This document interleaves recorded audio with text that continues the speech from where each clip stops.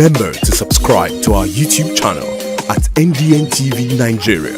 Click on the subscribe button and be the first to get notifications. The Delta State Governor, Right Honorable Sheriff Oborevwori, says his administration will not go to bed on the mandate of Deltans, but rather will continue to work for the sustainable peace and development of the oil-rich state, as outlined in his More Agenda social contract of providing meaningful development, opportunities for all, realistic reforms, and enhanced peace and security. This follows a recent verdict of the Supreme Court which put paid to all litigations challenging Governor Oborevwori's emergence as the duly elected governor of the state in the March 18, 2023 general elections.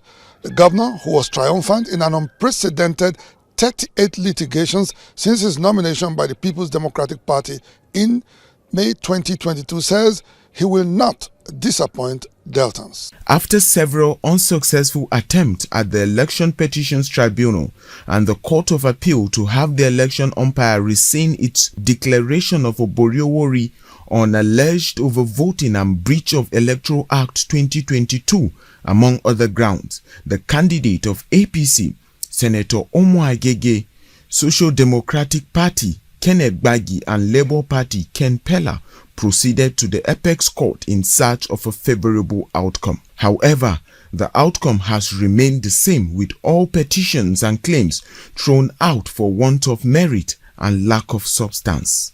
In his usual manner and acknowledgement of God in every victory, Governor Oborevwori and his team gathered at Government House Chapel, Asaba, to celebrate the victory and conclusions of over 35 different litigations that followed since his nomination as the flag bearer of the PDP in June 2022. This case, making it 38 cases, the highest in this country, pre-election matters and all the tribunal cases. There's no governor, even the one that have done 8 years, going for that second tenure, and they have 38 cases, and I won all the cases.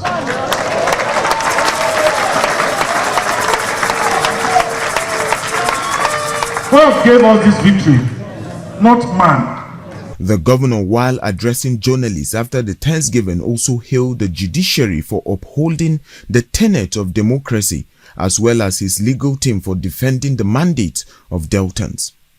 While to the people of the state, the governor promised to continue to champion rapid infrastructure renewal across all corners and sectors in the state, as well as promote peace and prosperity for all Deltans.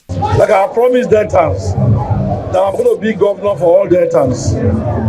And in line with my More Agenda, there will be meaningful development for people of Delta State. There will be opportunity for all, there will be realistic reforms, and we enhance peace and security. Counsel for PDP and Governor Oborevwori, Damian Dodo, is confident in the judiciary and the evolving democracy in Nigeria. We are happy and we are grateful to God that the Supreme Court agreed with our judgments and has sustained the victory of the governor of Delta State.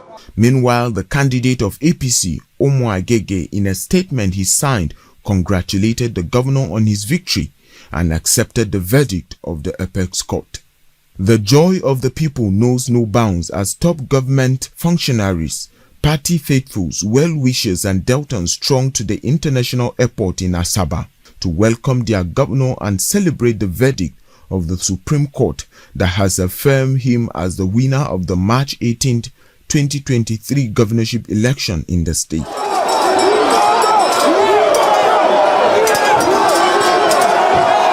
They believe the judgment is a true representation of the will of the people and a victory for all Deltans regardless of political affiliations. I'm elated. In fact, I lack words to describe how Deltans, the whole city is agog. Everybody is dancing, singing, hallelujah to God. Governor Sheriff Oborevwori remains a divine mandate. We're expecting it.